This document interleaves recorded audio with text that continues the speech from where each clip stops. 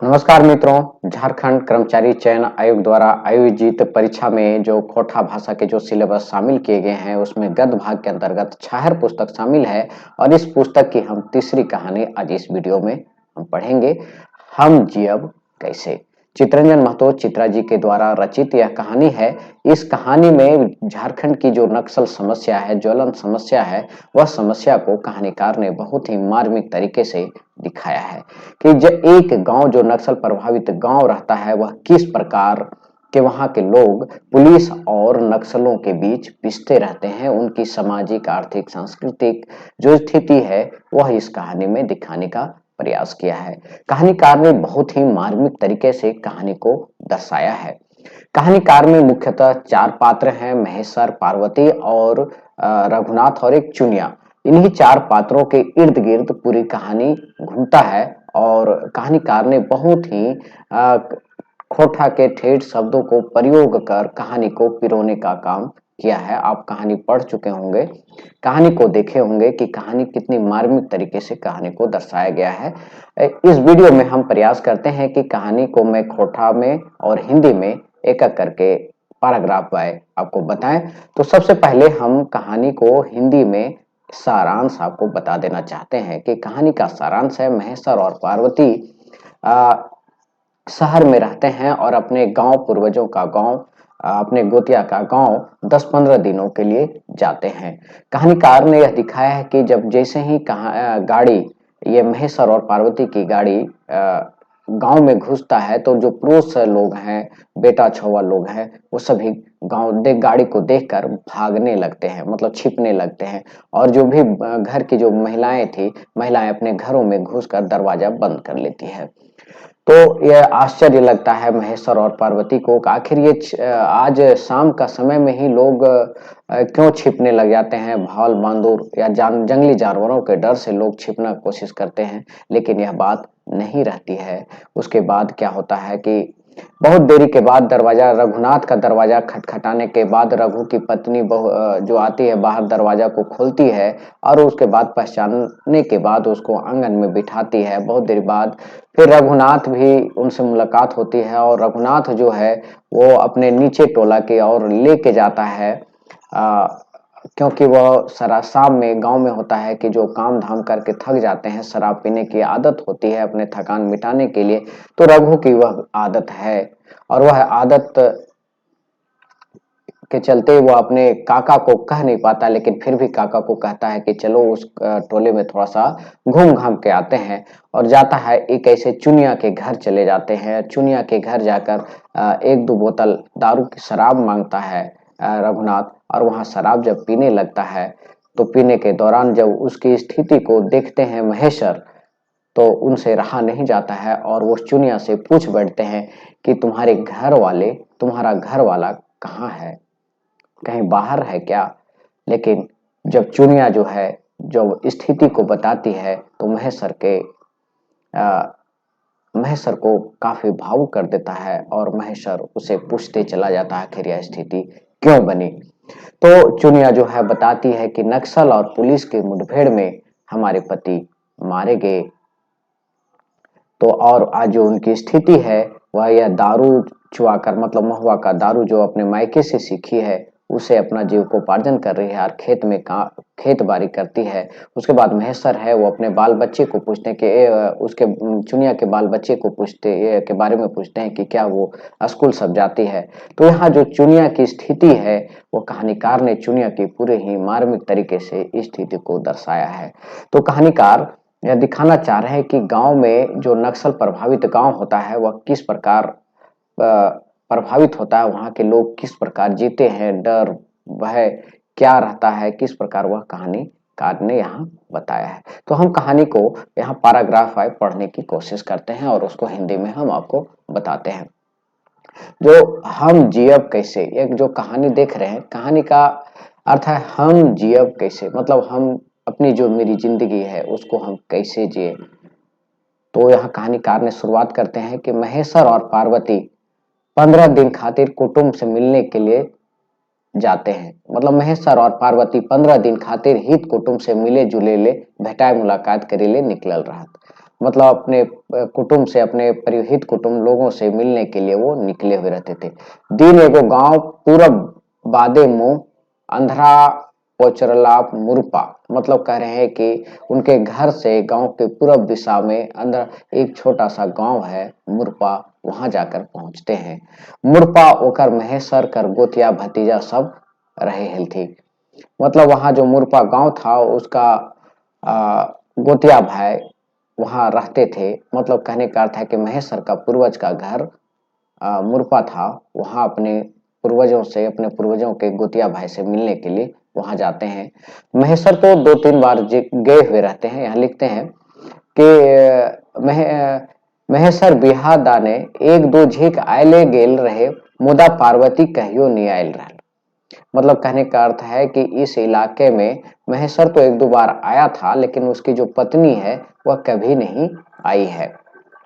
महेश्वर का टैक्सी गाड़ी जैसे ही ठठवायल मरद बेटा तो सब हिंदे हुंदे भागे गेला। मतलब यह गांव में जैसे ही महेश्वर का गाड़ी टैक्सी वहां रुकी तो मरद गुला मतलब बेटा छुआ जो भी था, पुरुष लोग थे, वो सब भागने लगे।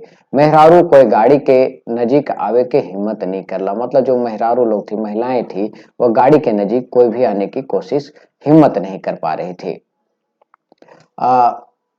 देखिए, लाचार लाचार है कि महेश्वर गाड़ी ले नाभल, मतलब नाभल मतलब उतरना होता है। लाचार होके गाड़ी से महेश्वर उतरे और रघुनाथे के घर दूरा खटखटावे लगल, और रघुनाथ का घर को खटखटाने लगे, हकावे लागल, रघु एहो रघु। मतलब वहां जाकर घर के सामने आवाज देने लगे और कहते हैं तोर काका महेश्वर लागियो, मतलब हम तुम्हारे काका महेश्वर हैं, दरवाजा खोल। देख कहियो नी से तोर ककियो आयल हो, मतलब देखो जो आज तक कभी इस गांव में नहीं आई है वो तुम्हारी काकी भी आई हुई है। एगो डेराय के कोनो बात नहीं लागो, मतलब डेराने का कोई बात नहीं है। सर सिपाही हमीन संग नेखो रे बाबा। एगो रघु बहु बड़की, मतलब कहने का मतलब एगो रघु बहु बड़की भदरुआ माय, एहो पितियान साइंस आयज तोहिन के खोजे आयल हो, और तोहिन 6 बजे साइंज भवल हो। साइंज भवल बांदर सियार कर डरिस समाय नुकाई गेला, पार्वती है कौली। मतलब जो उसकी पत्नी थी वो पार्वती कह रही है कि ए बड़की रघु के बड़की भदुरवा माए, बाहर तो निकलो, देखो मैं तुम्हारा पितियान सास बाहर आई हूँ। है ना, पितियान पूछ सकता है कि पितियान सास किसको कहते हैं, या पितियान मतलब क्या होता है रिलेशन में। निकले हुए हैं, देखो तुम लोग शाम में 6 बजे ही भाल बंदर के डर से तुम लोग छिप गई हो। हाँ, बड़ी देरी आधा चिन्ही के रघु, मतलब बहुत देरी के बाद आधा चिन्ही के रघु कर बहू बहराइल थी। बहुत देरी के बाद रघु की जो पत्नी थी वो बहराई। देखल थी, चिन्हल थी, और ओकर गोतिया घरे के छोट काका काकी लग थी। बहुत देरी के बाद उसके गोतिया छोट काका काकी थी, वो निडर होके दुइयों को आंगन घर ढुकेल थी। मतलब निडर होके उसको आंगन में बिठाई। और रघु बहू और ओकर पुतौ सब पुरखा एलथिन से ले झापा झपै, तीनों साइंज पुतो गोड़ लगल थी। मतलब इसको अपने पुरखा को आकर देखकर झापा झपैत तीनों सास पुतो गोड़ लगल थी। मतलब रघु की जो सास पुतो थी, जो पुतोह लोग थे, और उसकी जो पत्नी थी, तीनों मतलब दो उसकी पुतोह और उसकी जो पत्नी थी रघु को, महेश्वर और पार्वती को गोड़ लगे। मतलब और दोनों को लोटा पानी, मतलब आदर सत्कार, जो गांव की जो संस्कृति है वो यह संस्कृति को यहाँ दिखा रहे हैं। आए गोड़ हाथ धोए के बैठला, सभी गोड़ हाथ मतलब पैर हाथ धो के महेश्वर और पार्वती बैठ गए। रघु के बहू खातिर ओकरा काका काकी के एखन महादेव और पार्वती जैसन भगवान खड़ा हो गए। मतलब यहाँ यह कहना चाह रहे हैं कहानीकार कि यह जो महेश्वर और पार्वती हैं, इन लोगों के लिए आज साक्षात महादेव और पार्वती उनके घर पहुंच चुके हैं। जेकर कहियो छाहर कर आसरा नहीं रहे, ओकर गोड़ पहुंची गेल रहल। मतलब इन लोगों को कभी विश्वास नहीं था जिस प्रकार भगवान किसी के घर नहीं आते हैं और जब आ जाते हैं तो विश्वास नहीं होता है कि वो आज हमारे घर पहुंचे, उसी प्रकार महेश्वर और पार्वती इन लोगों के यहाँ पहुंच गए हैं। तो इन लोगों को कभी आशा भी नहीं थी कि ऐसे लोग यहाँ पहुंचेंगे, तो इसलिए वो भगवान से तुलना, कहानीकार ने भगवान से तुलना किया है कि देखो आज ये लोग यहाँ हमारे घर में पहुंच चुके हैं। वो आदमी जकर मान समान घर ले डेग ना दिलहूँ, जकर दुनियो रहे है मिले है, चाहे जेकरा ने हेवे है धन बल और विद्या। यदि कोनो साधारण परिचित परिवार अचके पहुंच जाए जाओ तो जकर पहले से पूरा परिचय है रहा है, तो भगवान कर अचके दर्शन देले कमनी बुझल जाए। मतलब यहाँ कहानीकार ने कहते हैं कि जो थोड़ी सी धन बल बुद्धि विद्या में थोड़ा सी जिसके पास है, वैसे लोग, शिक्षित लोग यदि किसी अपने परिचित लोग के पास पहुंच जाते हैं तो भगवान से कम नहीं होते हैं। और ऐसने खुशी कर मौका रहे रघुनाथ के परिवार का, और ऐसी ही जो खुशी है वो रघुनाथ परिवार के खुशी के लिए रहता है, और वो खुशी को यहाँ कहानीकार बहुत ही मार्मिक तरीके से दिखाए हैं। रघु बहु खुश रही के ओकर घर अंगना भगवान और भागवती पहुंचल हथी। बिन हकावले उतने ओकर मने चिंता बढ़ल। भगवान भगवती रूपे आयल काका काकी के का लेखे सेवा करे पारी।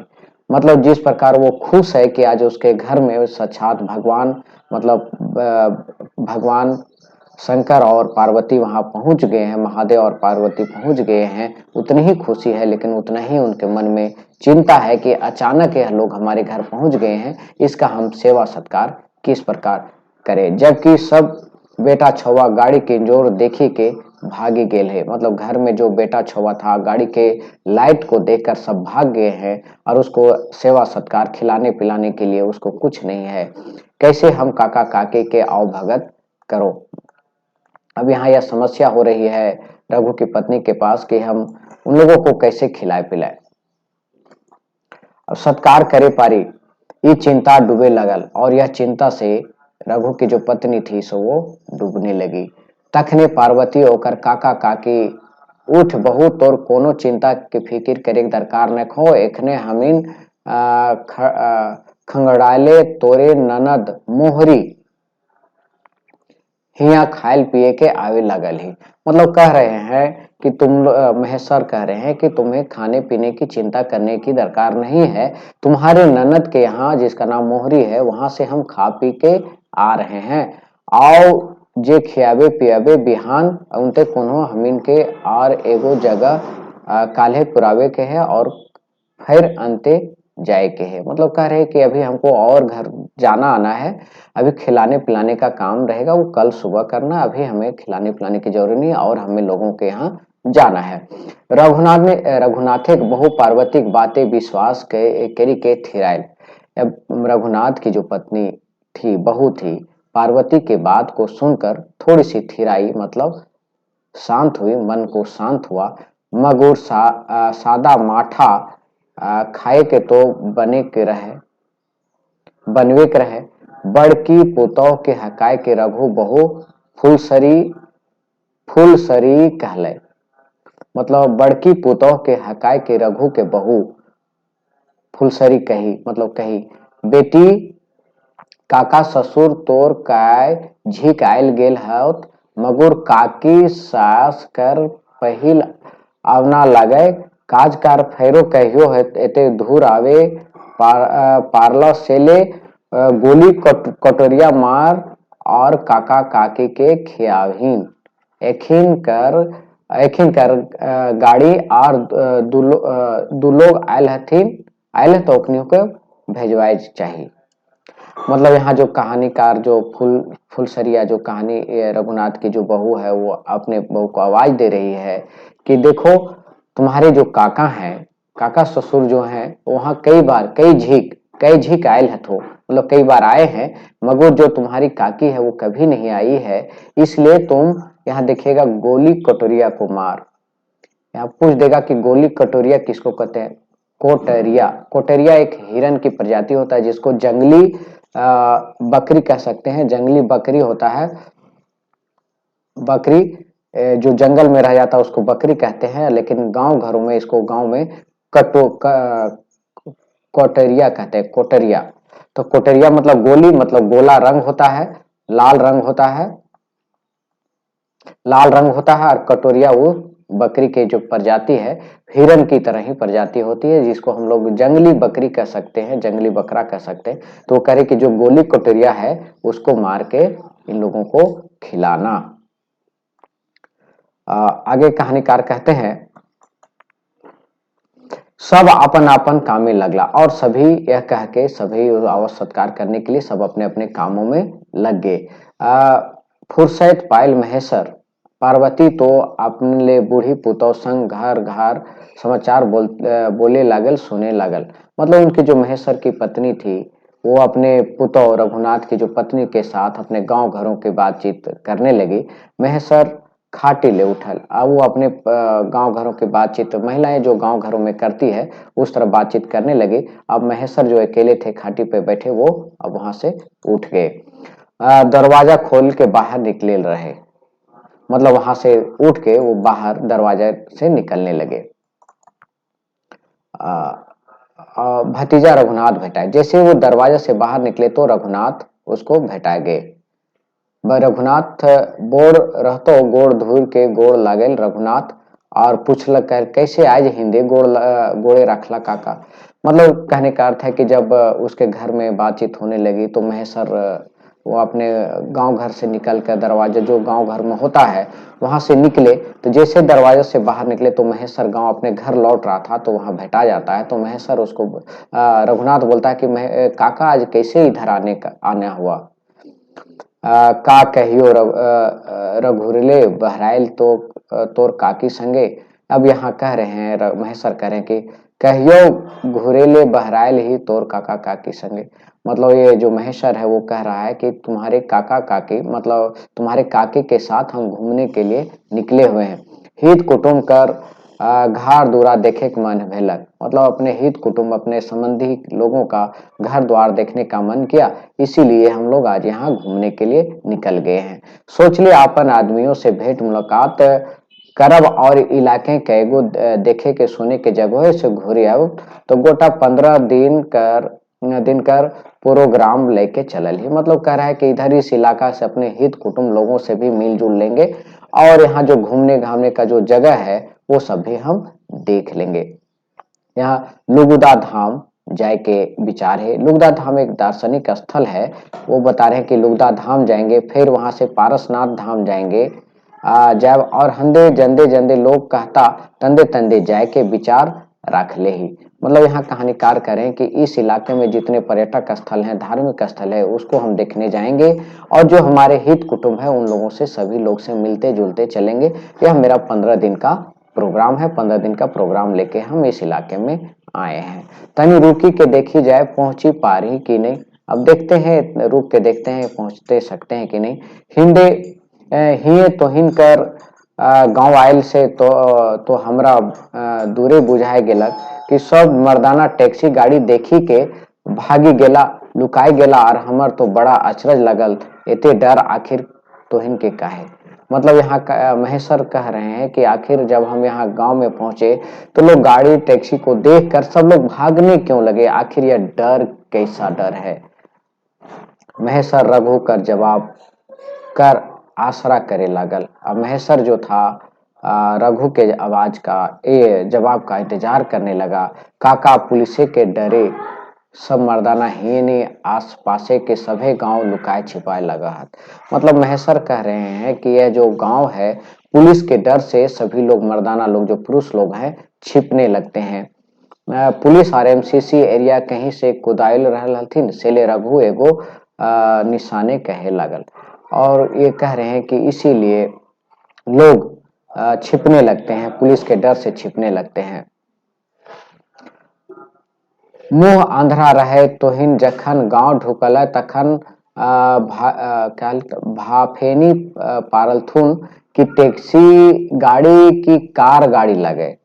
मतलब कहने का मतलब है कि यह रघुनाथ कह रहे हैं, रघु कह रहे हैं कि यहाँ के लोग जब आप शाम में घुसे, जब सांझ रहता है तो सांझ के समय गाड़ी अच्छे से दिख नहीं रही थी, तो लोग भांपने नहीं सके, मतलब पहचानने नहीं सके। भांपना मतलब पहचानना होता है। और भांपना यदि हिंदी में देखेंगे तो भाप, जब भाप निकलता है उसको भाप कहते हैं। लेकिन यहाँ भांपना का अर्थ होता है कि अनुमान लगाना। अनुमान, यहाँ पूछ सकता है क्वेश्चन कि भाफे का अर्थ किए हुए है, भाफे का अर्थ किए हुए है, तो यहाँ अनुमान लगाना होता है, अनुमान लगाना होता है। तो भाफे ना पारल थू, मतलब अनुमान नहीं लगाने सका कि यह गाड़ी जो है टैक्सी है कि कार गाड़ी है। कार गाड़ी मारुति गाड़ी देख ले डर भय नहीं लगे, मतलब कहने का मतलब कार गाड़ी या मारुति गाड़ी देखने से डर नहीं लगता, मगर पुलिस गाड़ी देखने ही वहां चमके लागल।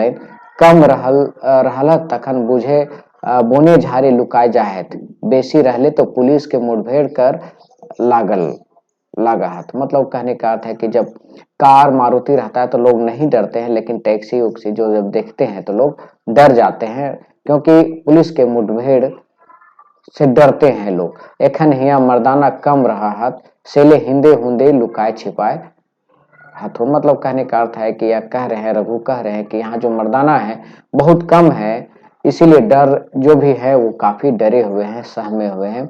जाने ले कि दुश्मन कर गाड़ी नी लागे, कते सब घर घुरबथुन, रघु काका के सब रिपोर्ट दे लगल। और यह जो गांव की स्थिति है, मनु जो एमसीसी और पुलिस की जो स्थिति है, गांव किस प्रकार पिसता है, वो सारी स्थिति को रघु यहाँ कह देते हैं। रघु कहे लागल, काजे कहियो और काजे सुनैयो, मतलब क्या कहूं और क्या सुनाऊं, ये इलाका दुख दर्द है, दर्द है। मतलब यह जो क्या सुनाऊं क्या कहूं, यह इलाका जो है दुख दर्द से भरा हुआ है। ये एमसीसी और पुलिस का झगड़ा से हम गरीब सब पिसाए लगल हूँ, मतलब यहाँ एमसीसी और पुलिस के डर से हम लोग सब पिस रहे हैं। बाजार शहर ले घूर बोन झार झंझाट में शांति और सुख खातिर बपोती घास दूरा छोड़ी के बसला, खेती बाड़ी कांडा कोरबा करी के जिए खोजला, मगुर हिया हलाकायल हेवे लागल है, तो हिया रहवैया आव जाने लगल। मतलब कह रहे हैं कि यहाँ हम लोग घर द्वार छोड़ छाड़ के यहाँ बस है कि खेती बाड़ी करेंगे, लेकिन यहाँ स्थिति को देखकर हम लोग काफी डरे सहमे हुए हैं। हम ही लोग जान रहे हैं कि यहाँ की स्थिति क्या है। रघु तनी चुप भय गेल, रघु मतलब कुछ देर चुप हो गया। दुराग पिंडा ऊपरे बैठी बैठी आव दुयो उठी के चले लगला, मतलब बैठ के ये सारी समस्या को सुने रघु, और मैं रघु ने सारी समस्या को सुनाया महेश्वर को।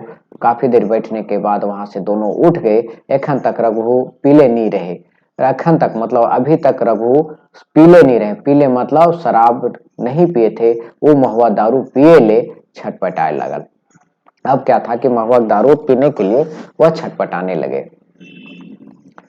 तो रघु सोचलक ओकर महेश्वर काका पियथी कि न, सेले गुरुजी काका के चलौला, चला काका तनी हेट टोला। मतलब कहने का मतलब है रघु तो शराब पीने की आदत थी, वो शराब नहीं पिए थे अभी तक, तो उसको मन बुखलाहट हो रहा था कि हम शराब कैसे पिए। लेकिन वो कैसे कहे कि हम शराब पीने के लिए हेट टोला जाना है, मतलब गांव में, गांव घर जो होता है कई टोलों में बटा होता है, हेट टोला, ऊपर टोला, भूथा टोला, ऐसी इसी प्रकार नाम होता है, तो सब बटे हुए रहते हैं। तो हर टोला का अपनी अपनी विशेषता होती है। तो हेड टोला कैसे जाए, तो उन लोग आप कह रहे हैं कि उस बहाने काका को घूमने के लिए लेते जाता, तो बोलते हैं, वह रघुनाथ बोलता है, हेठे टोला गरीब गुरबा के हाल चाल लेभन, उ रघु सजबारी ई नी कहे पारला कि चला तनी पिए के दिन भर कर थकन घोरी करब। मतलब रघु सोझा सोझी नहीं कह पा रहे हैं, सीधा सीधी नहीं कह रहे हैं कि चलिए हेड टोला थोड़ा दारू वारू पी के आते हैं, लेकिन वो दूसरे तरह से घुमा के कहते हैं कि चलिए हेड टोला में जो गरीब गुरबा लोग रहते हैं उसको देखकर उन लोग का हाल चाल पूछ कर आते हैं। काका महेश्वर का मालूम कि ओकरा रघु भतीजा के नस टाने लगल है। नस टानना मतलब देखिए, नष्ट आना एक कहावत हड़काई है, ये कि कहना कह रहे हैं कि नष्ट आने के मतलब कुछ उसको आवश्यकता है, मतलब नस टान रहे, मतलब जो शराब लोग पीते हैं, जब शराब नहीं पीते हैं तो उसको नस पैर हाथ खींचने लगता है कि उसको कैसे शराब मिले। तो रघुनाथ का जो है उसका नस टान रहा है कि कैसे वो दारू मौत पिए, और दारू मौत पिए खातिर जुगाड़ जुगत से, मतलब दारू पीने के लिए और वह जुगाड़ में लग जाता। चला महेश्वर रघुकर संगे बैठल टोला बेदिया टोला, मतलब जो है टोला था वो है टोला है बेदिया टोला है, मतलब जाति के आधार पर टोला बटा रहता है। तो महेश्वर को वह बेदिया टोला लेकर रघु है सो लेके चला जाता है।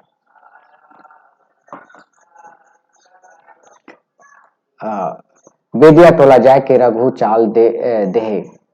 अब बेदिया जो रघु टोला पहुंच, ये समझ आता हूँ, बेदिया टोला पहुंच कर रघु आवाज देता है, के गो बहुरिया करनी माए दरवाजा खोल, खोलेगा खोल हम लागियो। मतलब वह गांव घर में होता है कि जो शराब पीने की जिनको आदत होती है उनके घर जाकर दरवाजा ठकठकाता है। और वो वही यहाँ कहानीकार वही दिखाना चाह रहे हैं कि गांव में एक, मतलब आपके मन में आपके जो यह कहानी पढ़ रहे हैं तो मन में आपका दृश्य घूम रहा होगा, जो गांव घर के होंगे उनको यह नजारा या दृश्य कहानी पढ़ने के साथ ही दृश्य फिल्म की तरह दृश्य आपको नजर आने लगा होगा। रघु बात पूरे नहीं भले रहे कि दरवाजा खुलक रघु अवधा चिन्ही के रघु ढुकले संगे संगे महेश्वर ढुकला अंगना। मतलब जैसे आवाज पूरा भी नहीं हुआ, उधर से दरवाजा खुला और उसके पीछे पीछे रघु घुसा, उसके पीछे पीछे महेश्वर भी उसके आंगन में चले गए। आंगन खटिया बिछाए दलक करनी माए चुनिया, और आंगन में चुनिया जो थी करनी की माँ, मतलब उसकी गांव घर में बेटी के नाम बेटा के नाम पर लोगों का नामकरण हो जाता है। जो चुनिया है उसको करनी माई भी बोलते हैं, मतलब उसकी बड़ी बेटी का नाम करनी है, इसलिए कर्मी माई कह के उसको किया गया, संबोधित किया गया है।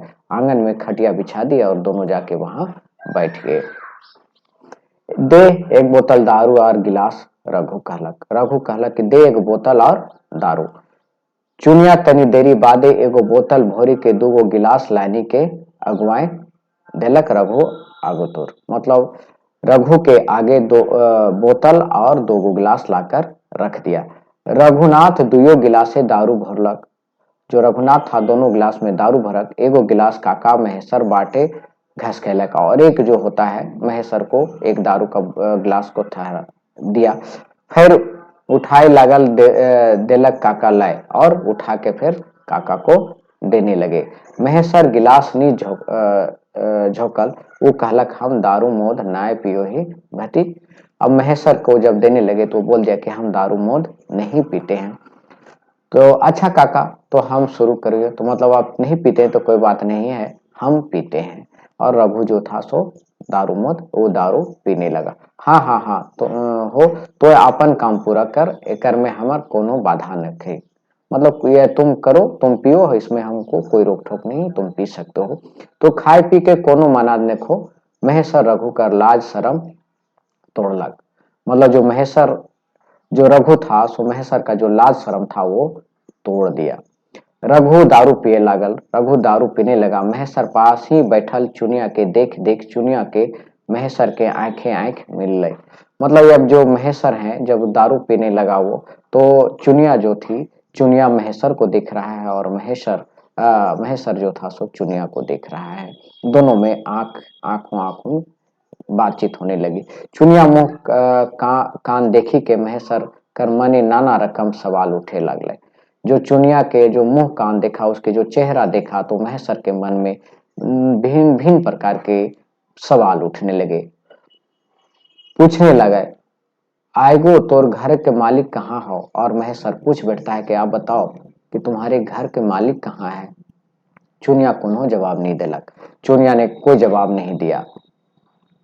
गते गते ओकरा आंख ले लोर बहराए लगल, और धीरे धीरे आंखों से आंसू टपकने लगता। वो कोनो बोले खोजे हले, मगर अपन आंखें लोर छिपावे के कोशिश करे है। मैं सर फिर पूछ ले, तो हमर सवाल कर कोनो जवाब नहीं दे ले। ढोर ढरक दिलाए और चुप रह गेले। लोर ढरकाए दिलक और चुप रह गई। मतलब उसके आंसू से टपकने लगा, आंसू टपकने लगा और वह चुप रही। बाबा तोर सवाले काजे जवाब देवो, मतलब तुम्हारे सवाल का बाबा, मतलब बाबा मैं तुम्हारे किस सवाल का जवाब दूं। चुनिया आंख एक लोर पोंछते पोंछते बोलक, अपने आंख को आंसू पोंछते पोंछते उन्होंने बताया, घरक मालिक एमसीसी और पुलिस लड़ाइये मुठभेड़ में मारल गेल। मतलब कहा कि हमारे जो घर के मालिक जो हमारे पति थे पुलिस और एमसीसी के मुठभेड़ में मारे गए हैं। छोटे छोटे खेत बारी है, दो चार गो करो ही नहीं पारी है तो कोनो लखे छुआ पोता पोसे लागल ही। मतलब छोटा मोटे खेत बारी है, छोटा सा खेत है, उसी खेत बारी को करते हैं और अपने बेटा बेटी को किसी प्रकार से पाल रहे हैं। चुनिया का आंखें फिर लो ढरकल और यह कहकर उसके आंखों में फिर आंसू टपकने लगा। तनी देर सभी चुप रह गए और इसके बाद तनी देर सभी चुप हो गए।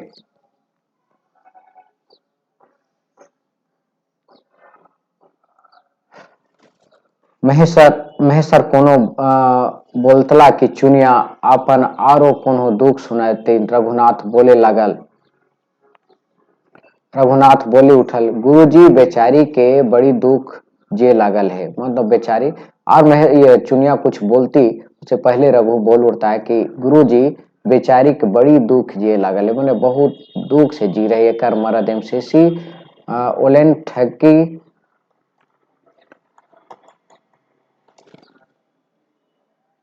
ठगी के देखिए ठगी के समझाए के अपन गुटे जबरदस्ती रखल थी। मतलब एमसीसी लोग था जो ठग के इसको अपने गुट में मिला लिया, मेंबर बनेल थी, मतलब सदस्य बना लिया। बेचारा डमरू, मतलब जो चुनिया के पति का नाम डमरू था, बेचारा होशियार तो नहीं रहे मगर अपन हिकमत से अपन परिवार वैसे चलवे हिल। मतलब वो तो उतना होशियार नहीं था लेकिन फिर भी अपना परिवार को चलाते थे। एकर ओकर साझा बोझा करी के बेस खाए पिए के हलक। मतलब कहने का मतलब है कि जो इसका जो डमरू था साझा, मतलब घर में बटाई होता है, खेत बाड़ी दूसरे को बटाई करके अपना जीवन यापन कर रहे थे, अपना परिवार को चला रहे थे।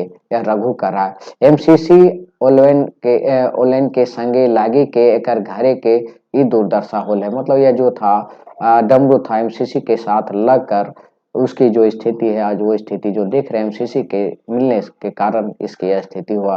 रघु बोलते बोलते ठठक गए और रघु बोलते बोलते वहां ठठक गया।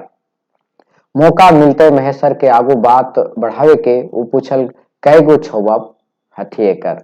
महेश्वर को यह पूछने लगा कि आखिर ये बताओ, यह सारा प्रश्न को पूछने के बाद पूछे कि आखिर ये बताओ कि इसके के गो बेटा पुतौ है। मतलब इसके कितने बेटा लोग हैं।